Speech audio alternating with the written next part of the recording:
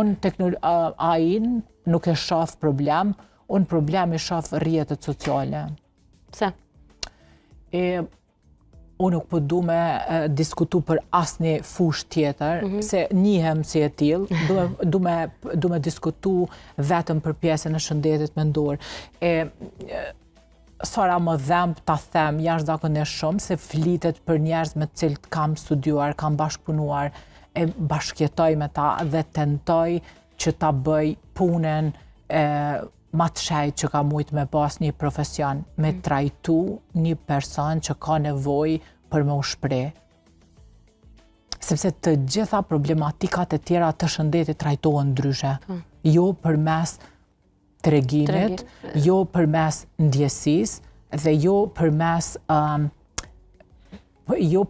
potencës së vetmen që e kanë punonjësit e shëndetit mendor, që është të kuptuarit në dhimbje, sepse ti mund ta kuptosh një appendix dhe mund të tregosh me saktësi të plot në që nivel mundet me qenë shkalla e therrjes, shkalla e dhimbjes, shkalla e infeksionit e tjera, por në një problem të shëndetit mendor ti duhet ta bashkëndjesh atë për t'ja dhënë mundësinë personit që ke përballë për ta kuptuar veten e tij, sepse na bashkëjetojmë me dhimbje për kohë shumë gjatë pa e kuptuar, domethënë, pse po vjen kjo dhimbje, pse po shpërndahet në sferat ndryshme të jetës, pse po na penalizon. Dhe punonjësit e shëndetit mendor, po edhe njerëzit, domethënë, në të gjitha profesionet e tjera, e kanë keq kuptu, po vazhdojnë me keq kuptu, po mendojnë që janë duke promovuar profesionin në rrjete sociale, por janë duke dëmtuar veten e tyre, janë duke dëmtuar imazhin e profesionistit të shëndetit mendor dhe mbi të gjitha janë duke i dëmtuar jashtëzakonisht shumë klientët, njerëzit në përgjithësi. Nuk mund të dalësh me një video ose si ta quaj këtë para fytyrës dhe të japësh një recetë për problematikat e një shërgullimi të personalitetit. Dhe është individual. Dhe të tregosh se si duhet të sillesh me një shërgullim të personalitetit. Ju lutem, se është edhe muaji i shëndetit mendor, se edhe familja ime shifet gjithandej. Unë dua t'ju bëj thirrje profesionistëve të ashtu quajtur, se nuk e di a janë. Ju lutem mos e keq përdorni, çrregullimet e personalitetit janë smundje potente mendore, edhe nevojitet ekip multidisciplinare për me i trajtu. Domethënë është psikologu klinik, është psikoterapisti, është psikiatri dhe është mjeku familjar.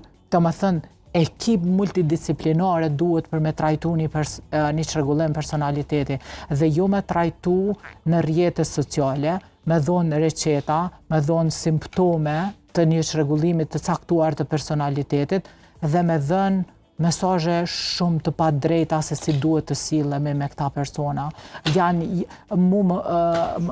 Sinqerisht më shqetësojnë kur i dëgjoj dhe i shoh e para i vendosin domethënë device-et para fytyrës, as kavitetin e gojës nuk e ka në rregull kur flasin për këtë problematik, fusin filtra të cilët e shpërfytyrojnë komplet realitetin dhe mesazhi pastaj është jashtëzakonisht denigrues, cënues, paragjykues, edhe mbi të gjitha është kategorizues. Ne nuk mund të bëjmë kategorizim të individëve në saj të problemeve të shëndetit mendor, sepse gjithë jetën po punojmë me e ul stigmën, mos me u kategorizu.